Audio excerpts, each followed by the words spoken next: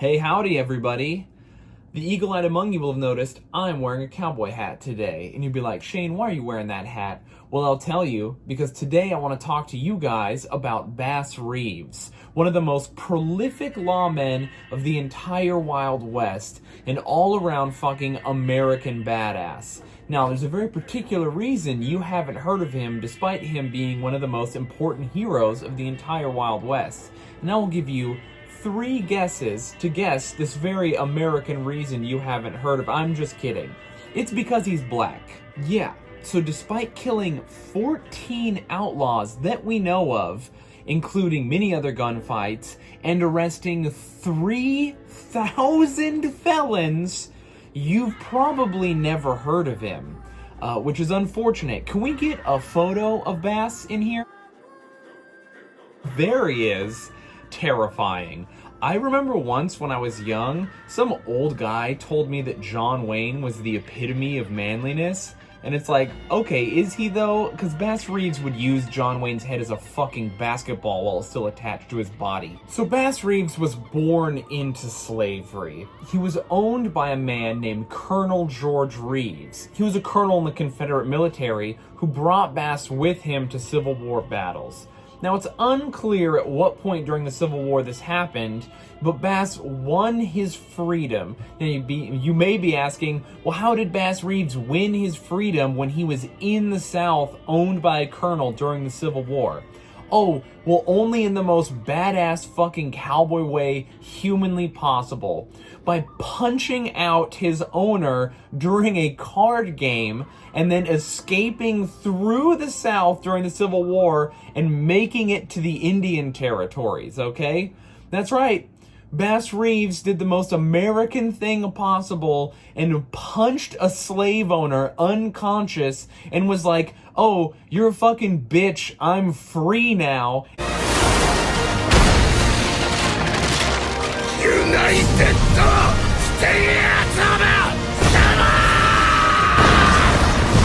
Now, he had to have been playing cards with more than just the colonel as far as Confederate soldiers go, which means those other Confederate soldiers saw Bass punch him unconscious and were like, oh, well, that was fucking absolutely wild. We want none of that, and then let him leave. So, Bass Reeves made it to Indian territory and then linked up with the Seminole Indians who look like this. the police coming straight from So at this point, Bass goes on the most epic, rocky montage of training ever. He's hanging out, learning all the American Indian languages, learning the territory, maxing out his shooting, sneaking, hunting, fishing skills, becoming the most badass person humanly possible, until the 13th Amendment is passed and Bass is a freed man.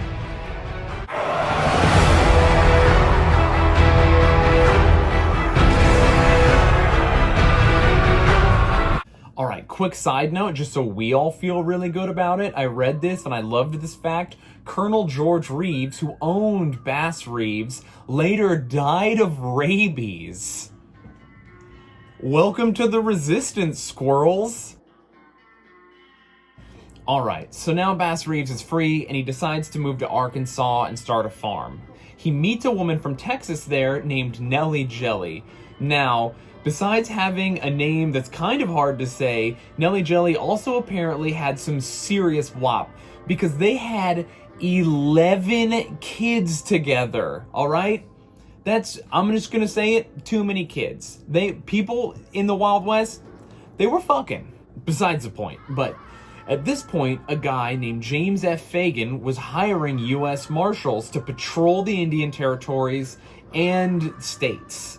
He hears about Bass Reeves, knows that he speaks several American Indian languages, and recruits him immediately. So this is a crazy fact about Bass Reeves. He never learned how to read. He lived his entire life illiterate, but he had a super good memory and spoke several languages. So what would happen was, before he rode out to go get criminals, he would have people read the arrest warrants in detail, and he would just memorize them word for word, memorize the faces of the sketchings, and then go out and do his job. not only do it, but do it better than everyone else who was doing it at the time. Absolutely bananas. Bass Reeves wasn't just a good detective or a tracker or a guy who arrested a lot of people either. Bass Reeves was a fucking gunfighter from hell. He shot not 1, not 2, not 5, not even 10 people to death. He shot and killed 14 people in lawful gunfights, alright? That's more than Billy the Kid, Wild Bill Hickok, Doc Holliday, or Wyatt Earp. And he wounded dozens more. This is a man who was in a lot of gunfights, and not once was he ever shot. In fact, not only was he never shot, but his hat was shot off of his head in gunfights more than one time. Okay? He was an absolute maniac. Once Bass Reeves was sent to apprehend 3 outlaw brothers named the Brunter brothers. While he was traveling, the Brunter brothers ambushed him. They took him hostage and they pointed their guns at him and they were making fun of him and probably generally saying some horrible shit to him before they were about to kill him.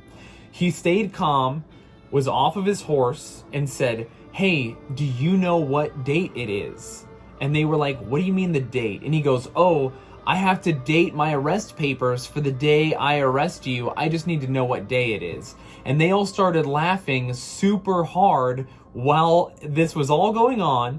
Bass pulls out his pistol, kills 2 of them while they're laughing, and then beats the shit out of the other one and arrests him. Absolutely incredible.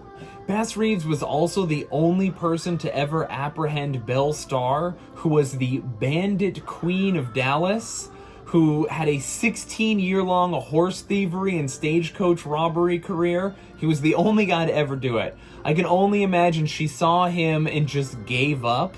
Bass Reeves was such a good cop that when his son was accused of murdering his wife, Bass Reeves personally made sure he got the warrant and arrested his own son and brought him to justice and saw him convicted.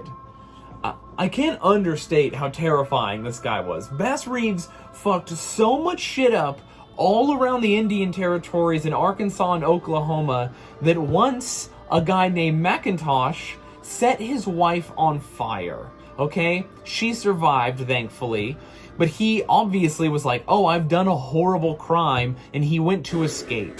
That night, while he was sleeping out in the wilderness, he had a dream that Bass Reeves came to arrest him, and he tried to run, and then Bass gunned him down. It scared him so bad that he came back to town and turned himself in so that Bass Reeves wouldn't kill him. Bass Reeves is so fucking badass that he was killing people in their dreams so that they were surrendering themselves to the law. What even, fuck you, RoboCop, Bass Reeves exists. Bass Reeves served with the U.S. Marshals with honor and distinction for 3 decades till they were disbanded in 1907. He then joined the local police force and walked a beat with a cane and a revolver for 2 years till he retired and passed away in 1910. He passed away an American hero, one of the most prolific and important figures in the entire American West, and yet no one's heard of him. He made it through so much adversity, overcoming slavery, overcoming all of the odds against him in the American West, overcoming racism throughout his career as a lawman, and still served this country with honor and distinction. He was an incredible man who had left an incredible legacy, and I think we would all do well to be more like him.